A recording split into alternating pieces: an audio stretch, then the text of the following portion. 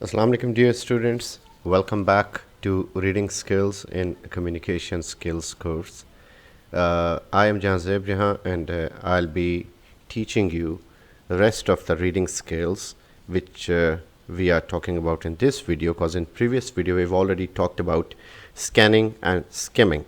So here we'll be talking about intensive reading and extensive reading. Apart from that, in this lecture we will have material based on these types, SQ3R formula or method that is used for reading, faulty reading habits that we can remove while we're reading something, and how to improve the reading skills. So I hope this lecture is quite easy enough for you to understand, because I have tried to simplify it as much as it is possible. Now continuing with the types of reading, so we have extensive and intensive reading. Extensive and intensive reading refer to approaches to language learning and teaching. From the names you can probably deduce that they both celebrate reading as an integral part of language learning. So in order to learn a language, or in order to read from the books, we used extensive and intensive reading. Apart from skimming and scanning, both of these types also contribute or add to our language learning proficiency or our reading comprehension. So we employ these four skills, four types: skimming, scanning, extensive reading and intensive reading. First of all, we should know what extensive reading is. Brown explains that extensive reading is carried out to achieve a general understanding of the text. So just like we had global listening in listening section, that we get the main theme, we get the main gist of something. In the same way, we get the gist of the material from extensive reading. So that surely means that we are not reading the text word by word, or we're not paying attention to any single word in the reading material. Rather, we're reading to get the main idea or a general understanding. Long and Richard identify extensive reading as occurring when students read large amounts of high interest material, usually out of class, concentrating on meaning, reading for gist, and skipping unknown words. So in this, you do not need to open the dictionaries time and again. You just pay attention to the your favorite part in a text or a part that is of high interest. So this is usually done out of the class. This is not done with the course books. So extensive reading is primarily done for the sake of play, for the sake of killing your time, for the sake of spending the boredom period, or for the sake of your own love for learning. So many people are bookworms, they're interested in reading books. It is said that the book is always the best friend ever. So those people who are voracious readers, who are all the time reading, or who have much interest in reading, they are very much into extensive reading. So extensive reading, which involves learners reading text for enjoyment and to develop general reading skills, it refers to reading for joy. So reading for joy or reading for play, both are the same thing. This approach supports reading as much material in your target language as humanly possible. This way it supports claim you will be exposed to the widest range of vocabulary and grammatical structures. All of this is supposed to make you a better language learner and help you on the way to fluency or smoothness. Primarily, extensive reading is done in your native language, because it is a language that you already know and you are familiar with, and that is very much easy for you to understand. However, we can employ extensive reading in second language as well, the language we are learning. For example, here in our case, we can also have extensive reading in English language. So not only we get the pleasure of fun of the text, but also we are learning languages. Yes, we do not pay attention to all the words, but at the same time we are learning certain new expression or certain new words that makes us read better and makes us fluent. Here we have characteristics of extensive reading. So there are certain characteristics. A variety of material on a range of topics is available. Then students select what they want to read, because this is not incumbent upon you, or this is not a forced material for you. So the students, or you guys, you select anything that you like to read. The purpose of reading is usually related to pleasure, information, and general understanding. So it is not for the sake of some examination. This is only done for the sake of pleasure, for the sake of spending or killing your time to get information or to get general understanding. Reading is its own reward. So whatever you are reading, you're reading intensively or extensively, reading will always pay you back. For example, I read a lot, and I made certain notes on the base of those readings.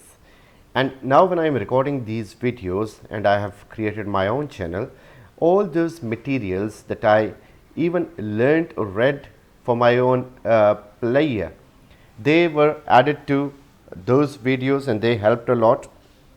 And another example I would like to quote, that when I was studying in federal government school, so the English book by Oxford publication, that was quite a good book in a way, that they used to give us extracts of the novels. So the climax scene of each novel was given in those books as a short story. So that like created a curiosity in me to learn or read those novels afterwards. And afterwards I went through those novels just because I had some idea about them. So reading has its own reward. Reading materials are well within the linguistic competence of the students in terms of vocabulary and grammar. So whatever material we choose for our pleasure reading is according to our linguistic competence, our vocabulary and grammar. For example, if we talk about small kids, they would be reading smaller stories of Tarzan, of like Marvel heroes, or such tales which are related to the kids, or comics. So in those they don't need to be having high grammar or vocabulary, and their linguistic competences according to the books there, or I would say like the novels or the stories of Tarzan, they are according to the linguistic competence of the kids. So the more older they get, the increase or the better vocabulary and grammar is seen in the material they are reading. Unfortunately, nowadays our students are prone towards mobile phones, and they prefer reading online, they prefer reading on screen, on mobile phone, which is not a really very good way. The best thing is to have a book in hand that helps you a lot. And because of mobile phone and such distractors, we have lost the reading passion, and that is almost seen absence in the newer generation. Then reading is individual and silent. So you do not read for others, you read for your own self, like in extensive reading. So extensive reading is done primarily only for you. You are spending your time, you're killing your time, you're getting information for your own sake, and it is silent. You're not being verbose in that, you're not being verbal, you're not vocalizing the words. So this is a silent reading, and this is a reading primarily or specifically for your own sake. Text must be interesting for extensive reading, because you're reading them for pleasure or fun. Since extensive reading is done for longer periods of time, you must take care to select texts that hold your attention and keep you coming back for more, hour after hour. For example, if you like a novel and the novel is so catching that you cannot think of missing any episode of it, and you find time to read it time and again. So this is always depending upon the material, whether it is interesting or not. If you are having a boring story with you, you will hardly read 2 or 3 pages, and then you will never be touching that book again. So, like Francis Bacon says, that some books are to be tasted and some to be swallowed and some to be chewed and digested. So, the boring books are like the ones that either we have to swallow or those that we only taste. Just we go through the contents and some of the reading, and then we feel that we should not chew or digest the book. In this way, text must be level appropriate, because you must be able to understand a higher percentage of a text you begin with. The same thing that I have said in the last slide, that the text should be according to the mental capabilities or linguistic competence of the reader. So, kids will like the storybooks, the older readers, they will like the books according to their own mentality or mental capacity. So, level appropriateness is quite necessary when we are talking about extensive reading. Text must be of moderate length. Specifically, a text should be on average at least 15 to 30 pages long. Texts of this length are long enough to fully develop an idea or narrative. For example, there can be certain books or novels that once you start, you do not close the book until you end it. For example, there have been so many books I have read, and for example, 7 Habits of Highly Effective People. I started it and I ended it, so I did not want to miss any part of it. And again, if you miss some part of it for the sake of other distractions, or you need to stop your reading, then the pleasure is lost, the fun of reading is lost. So, the text should be not long enough, it should be 15 to 30 pages, again depending upon the interest of the reader and the capacity of the text to charm the reader. So, you can even read the longer text, but 15 to 30 pages are quite enough when you are doing extensive reading. Here we have certain materials that we can use for our extensive reading. For example, we have bilingual books, a book that is in some other language we know and in our native language too. In this way, we can understand that book easily. Monolingual books that are written in our own native language, for example, any storybook or newspaper or something, or magazines that are written in our language. So, we are prone more to that. We read magazines for the sake of fun. For example, if when you go to the barber shop and there are certain magazines, or if you are visiting a doctor's clinic, you find magazines or certain digests there. You start reading them to spend your time or to kill your time. Comic books are for your extensive reading. You just amuse yourself. Stories are there to amuse you. You're not reading for some examination. You're reading for your own extensive reading, your pleasure, your fun. Novels and digests. Also, these are comparatively longer texts, but again, if they charm you and you have your interest in that, then it doesn't matter they are beyond 30 pages, you read them. And newspaper, it's done for skimming, scanning, intensive and extensive reading. It is done for these 4 things. You can have skimming in it, you can scan through it, you can have extensive reading, you can have intensive reading. So, extensive reading in newspaper is that you're reading sports, then you jump to your favorite page 3 section, and then from there you jump to highlights of national or international news. So, all these are found in newspaper, and they are best means of extensive reading. Coming to intensive reading. Intensive reading, sometimes called narrow reading, may involve students reading selection by the same author of several texts about the same topic. When this occurs, content and grammatical structures repeat themselves, and students get many opportunities to understand the meaning of the text.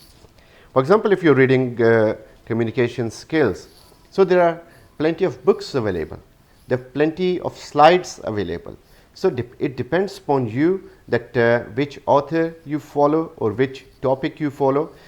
For example, if you are reading classroom management, or if you are reading history of English literature, so a good student or good reader consults more than one book. He has certain other options too You can go online, you can download for yourself research papers, you can find so many other books on the same topic from your school or university or college library. So they are there to help you or facilitate you. So it is a good opportunity for the students to get better content or better grammatical structures, because not all the writers are alike. Everyone is writing differently. So you get to know about different novel grammatical structures from your intensive reading. It involves learners reading in detail with specific learning aims and tasks. It refers reading carefully of an exact understanding of text necessary for contracts, legal documentation, application forms. So whenever you are filling some legal contract or legal documentation, or you are writing an application form for further studies or an application process of scholarship, so you have to make an intensive reading. So in intensive reading, you read everything. You do not feel like missing any material out of it. If we are sitting in examination, so the headings before every question or question paper, they require your intensive reading, because you need to know what sort of explanation is given there, or what kind of a material is there that you need to write in. So this approach helps language learners really understand the language and grammar structure or syntax. The proponents of this method use a range of exercises to complement the reading itself. So this approach helps the learners really understand the language in a better way. You understand language grammar, you understand language comprehension, syntax, semantics, morphology, and rest of all the components. So when you are reading very carefully, you get to know all these things, you come across all these things, and you have a time for reading because you are paying attention. So while paying attention, you can read so many things using your intensive reading. We have certain characteristics of intensive reading. So it is usually classroom based, because students are more prone to read the classroom text or the books based on your syllabus, and then reader is intensively involved in looking inside the text, because you have to read between the lines, not only the lines that are written, but also you read between the lines from the book that is in hand. Students focus on linguistics or semantic details of reading. You are paying attention to the linguistic details, you are learning about language, and as well as the meaning. So semantics is concerned with the meaning. You're not only learning the language, but also getting the meaning of something, and at times you get certain novel meaning. So the word I have just spoken, novel, it means new. You must be familiar with the novel, a book, a story in a huge bulk or in a huge size, but novel also means something new. So in this way you get more semantic details from the text. Students focus on surface structure details such as grammar and discourse markers. So you tend to know the grammar and discourse markers. So discourse markers are those like specific words that a reader or a character mostly uses, so which makes their discourse different from rest of the other people. Students identify key vocabulary, so they know the major terms related to the book they are studying. For example, if you are studying sociolinguistics, then you will be knowing about sociolinguistic key terms. If you are reading education, then you will be familiar with the word like thesis, teaching practice, paradigm, pedagogy. So you know all those things which are key words for a certain subject. Students may draw pictures to aid them, such as in problem solving method. So pictures can add to your intensive reading. The way I will be using pictures in this slide when I will be talking about faulty reading habits, so that is a good way to understand, because illustration helps us a lot. Texts are really careful and thoroughly are read carefully and thoroughly again and again. definitely if you are studying some textbook, you need to read that again and again, and every time you read a text you get something new. So it is not okay or necessary that if we have once gone through the text, if I read a drama 10th times, because I've already studied it 9 times already, so even that 10th time will be giving me something new. Aim is to build more language knowledge rather than simply practice the skill of reading. So it is not only reading but also knowing the language itself, and seen more commonly than extensive reading in classroom. Since it is classroom based, so we normally do not use extensive reading in class, rather we use intensive reading in that environment. And where do we use intensive reading? We use intensive reading in news articles if we are preparing for certain general knowledge examination. We use intensive reading in research articles if we are planning to conduct research, or if we are interested in people's research, what they have written.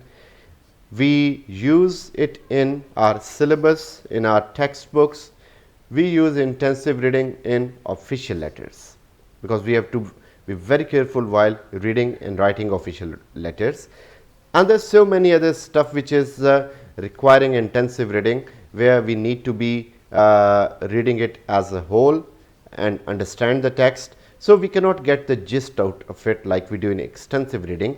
We need to be reading everything, every minute detail. That is why it is called narrow reading, because we are focusing attention on each and everything. For example, if you're reading a poem for the sake of your examination, so you're not only reading the text, you're also reading what the poet wants to say. You're also reading what the poet has said, poet has not said through the lines he has spoken, like reading between the lines. You also read about the history of the poet, the environment in which he is writing, the themes, and you have an analysis of the structure of the poem. You refer to the poetic devices that are used in the poem. So in this way, you are not only reading the text, but also there are so many other things rather than the text you are paying attention to. Now we have SQ3R formula. SQRRR or SQ3R.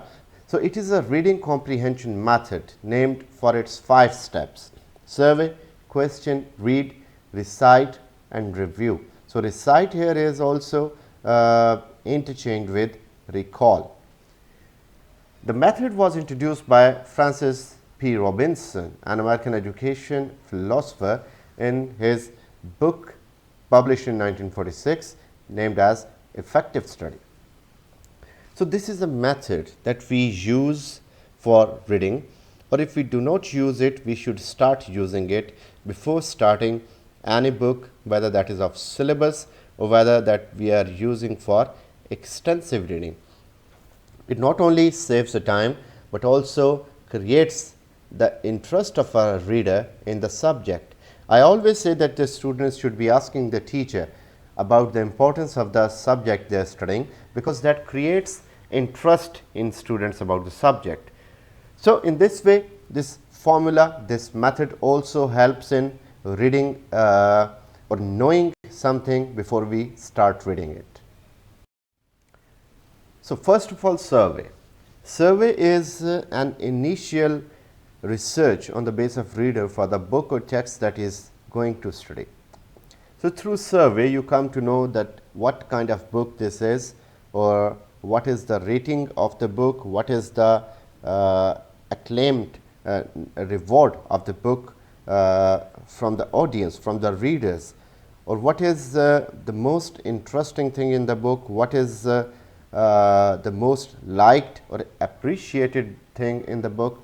So all these things come under survey. You can get these surveys from your friends, from your teachers, and especially on internet, because you find very good surveys on Google Books when you are getting information about a certain topic or a certain book. So that gives you the survey in shape of the comments of the people or in shape of stars. So if the book has 1 star, it means the book is not that much acclaimed. If the book has 5 stars, it means the book is worth reading. So that will tell you whether you should go for the book or not.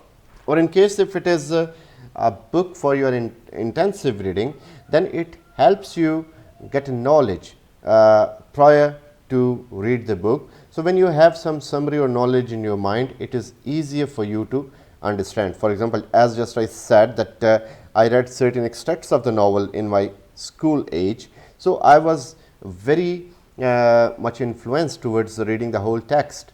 So that helped a lot. So that was a kind of survey. Now, question is second phase. When you're reading the survey or when you're going through the survey, there comes certain questions in your mind that what could be the climax of the book, or how could this character be a protagonist or the main character of the book, or what is the new theory that is propounded by this author. There could be certain questions. So the answer to those questions is very much there in your book. So you start reading the book. So reading is the third stage. You read the text and you get the answer to the questions, and the reading of the text is very much close to the survey you gone through or you went through, and then you recite it or recall it. So you think about the book, you use the quotations from the book, you use the good dialogues from the book, or you use the information that was given in the book. And then just like you were reading the survey of other people on the book, now you can write your own review, which is to be read by other people since you have gone through the text. This is just like watching a movie. We get the trailers of the movie on television, we watch them, so that is survey, or we get the news of the popularity of the movie or a rating on Rotten Tomatoes and so many other websites. Then we have certain questions by looking at the trailer or official trailers of the movie. Then we watch the movie and then we get the answers to the questions. Then we recall that. So recalling means you watch your favorite scene from the movie and then you are able to review it. You can recommend it to some people, your friends, that it is worth watching or not. So in the same way, the method SQ3R works for reading of the books.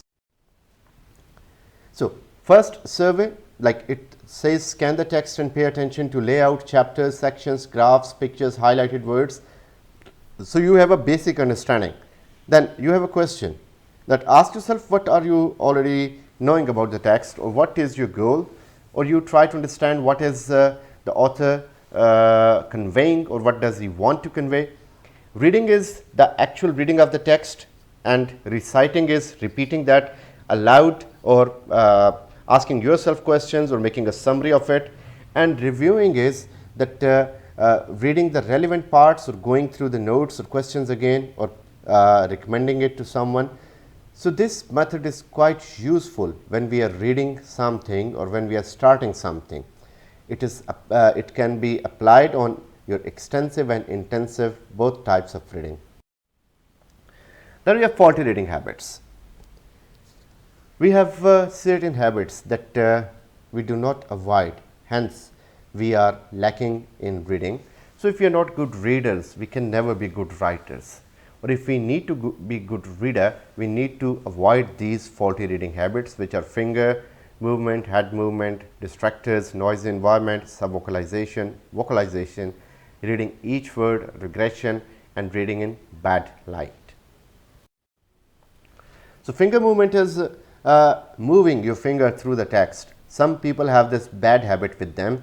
Whenever they are reading a text, they are moving their fingers along, or they are having a pen in their hand which is moving across all the lines. So this is such a habit that consciously tires your brain, and you feel that something is constantly moving in front of your eyes. It creates headache, it creates boredom, and you're very soon bored of the material. So we should not move our fingers along with the running text. Our eyes are quite enough for the fact. So if you develop your eyes in order to, like if you make a practice with your eyes and replace your eyes with your finger, you can read faster and you will not find an extra burden on your sight. Head movement is when you're looking at the book, but at the same time you are looking sideways, you're not paying concentration. So some people, when they're reading the book, they're moving the complete head with the line, just like we are writing on typewriter. So if you have ever used a typewriter, you move your head from left to right and then again from left to right. So in this way we are tiring our brain again, or if we are looking at sideways, we are looking at people around or television. So this is the thing that again tires our brain. We feel that we are exhausted. So we need to avoid head movement. Distractors are your mobile phones, television, people around who are not much interested in reading. So such things create a disturbance in your reading skill and reading speed as well. Because in last video we discussed about reading speed, and I gave you an interesting website for your reading speed. So you can again watch the video and see the link of the website given in the slides. So that website will tell you your exact reading speed, and if you feel that it is not enough, because results are also given in the end, so you can develop your reading skill, and you should keep taking your exam from that site till you become a proficient reader. So we need to avoid distractions, especially the mobile phone. Noisy environment is very harmful to your reading, because you cannot read when you are surrounded by so many people. For example, if you have just turned on a washing machine where you are sitting, after some time you will get used to of that noise, but when that will be switched off, you will feel some pleasure or some peace that you receive through your ear. So now in this way we need to be sitting at the most silent spot somewhere. So this is alliteration, silent spot somewhere. So you need to be sitting at certain place, and then you need to concentrate, because that is the best way you can concentrate on a book. Now, and we are now in a bad habit that if we are reading each and every word that is written in front of us. For example, if you read word by word, chances are you will. Now in this way we can read slower. If we keep reading like this, then we are reading slower. But if you try to pay attention, you can read the first whole line in one single glance. If you read word by word, chances are you will read slower than if you were to read larger sections of text at a time. So this is a better way of reading, that you're not paying attention to a single word, but rather you're paying attention to the chunks. Regression is coming back, reverse. You must have noticed that sometimes when we are reading something, we come back, we read the line or paragraph again because we're not understanding that. The reason is those faulty reading habits. Because of them, because of pollution, noise pollution, because of the distractions or head or finger movement, we are not understanding the gist of something. And you must have noticed that sometimes the text is too easy, but we are unable to comprehend because we are mentally lost. So we come back to the beginning of the line that we could not understand. This is regression. So if you regress 4 to 5 times while reading a text, you can get to know that you're slowing down, your speed is slowing, and in this, like if you had not regressed, you could read the whole page instead of coming back to the first line again and again. Reading in bad lights, reading in candlelight or reading in torchlight, that is harmful for your eyes, and that does not give you enough reading. Nowadays we sometimes read with our mobile torches. That may help you in order to know what you want to read, but that is again not a good thing. The only good thing about this picture is that the light is coming from the left side of this baby. So he's having a torch in his hand, that is bad thing, but the light coming from the left side is a good thing. So light should always be coming from the left side of your book, even if you are reading under a table lamp. You should make sure that light comes from the left, not from the right. How can we improve our reading skills? So we can read in chunks, we can have contextual reading, we can have dedicated reading, we can meditate after we have read, or we can highlight the important stuff. Now try looking at these 3 sentences. Now if you are a good reader and if you look at the first sentence, only in one glance you can read the whole sentence. And if the second sentence is written in Urdu, that is not a big deal. Like you have seen this phrase many times in stories. So that also requires your one glance. But coming to the third one, now you will notice that you are paying attention to each and every word. Primarily, research means to investigate and conduct a thorough search. It means that the subject may not be familiar with you, or you may not be familiar with the subject, vice versa. So in this way, you're not paying attention to the chunks because this is not your expertise. You've not gone through this language because this seems technical. The first and second sentence, they were quite easy because we have been reading those things. So our reading is because of our experience. If you go through a new word and you learn how to use it, the next time you will be very fluent in that. Just recall when you were initially reciting the Holy Quran, the best ever book. So while reading Holy Quran, there were so many words, or there are so many words on which we feel that we are not fluent. But by practicing, we develop our fluency. And next time we're not paying attention to a word, we are paying attention to a chunk. So in this way, if we are expert in research, so the third line may not be a big deal for you. So we need to be expert, we need to have experience in some particular language or certain words of a language. So our experience makes the fluency greater. Contextual reading is another important thing for your reading, because we are not all the time opening dictionaries, or we are not using them, because it slows down the speed or it consumes time. Sometimes the words or sentences themselves are telling us what is meant by them. For example, the VCR is obsolete. Everyone now uses DVDs to watch movies. And even I would say that even DVDs are obsolete. Everyone watches movies online or on YouTube. So obsolete certainly here means something that is outdated. Then the noise in the gym escalated when the basketball player scored the winning basket. Now this doesn't mean lessened or decreased, it means surely increased. The smell of the skunk was so vivid, we knew that it had to be near.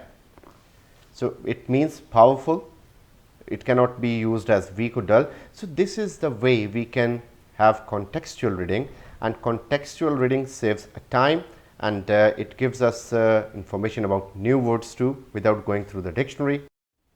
Dedicated reading means that you are reading by paying complete attention. You're not lost in distractors, you're not lost because of noise pollution, you're not paying attention to your environment, you're just studying. So here the picture is from some library. The girl who is reading a book is completely absorbed in that, both of them, because this is a particular place for them to read. There is no friend around, there is no television around, they are not holding their mobile phones. So library is the quietest place in some educational institute, and in such a place you just go to study. So that is a complete and proper environment of studying. So many people who are preparing for certain professional examinations or for their university examination, they most of the time found in libraries, because in library there are not they don't have distractors there. They have a proper environment in which they can easily study without distractors. Then meditating. Once you're done with the book, think of it. Once you have done with a paragraph, think of it if you have time, and then try using your critical ability. Are you satisfied with what reader has said? If yes, then carry on. If no, then note the thing somewhere. So your meditation works a lot, because you need to memorize the thing which was said in a particular sequence. So these were the references which are used, the books, the material, the websites, so you can visit them.